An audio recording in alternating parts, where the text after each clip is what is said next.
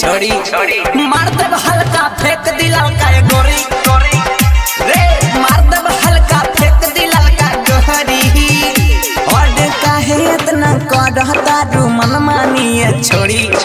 मार दब हल्का फेंक दिला का गोरी गोरी रे मार दब हल्का फेंक दिला का गोरी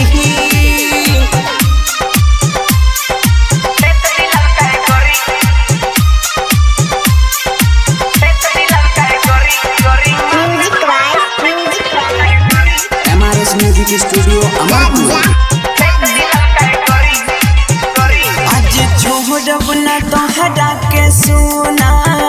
चाहे कह तू कुत्ता कमीना ए सुना आज छोड़ब न तोहरा के सुना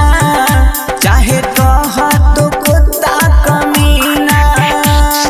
मोटी आज तोहरे पे आइल हा मनब हमर पगल आइल हा धके अकबारी करब बड़बारी सिलवा देव तोड़ तोड़ी मार देब हल्का फेंक दिला का गोरी रे मार देब हल्का फेंक दिला का गोरी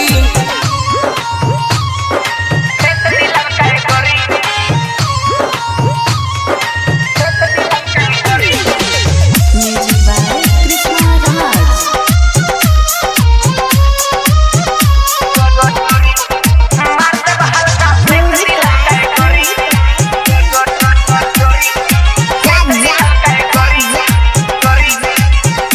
तोहर देखी के गदरल जवानी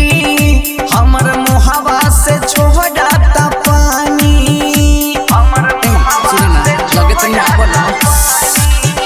तोहर देखी के गदरल जवानी हमर मुहावा से छोड़ता पानी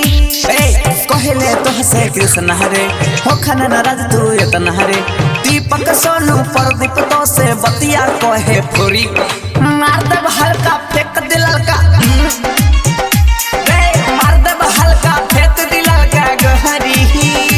और काहे इतना करहता रू मन मानिए छोड़ी मार देब हल्का फेंक दिला का गोरी रे मार देब हल्का फेंक दिला का गोरी। MRS music studio Amarpur.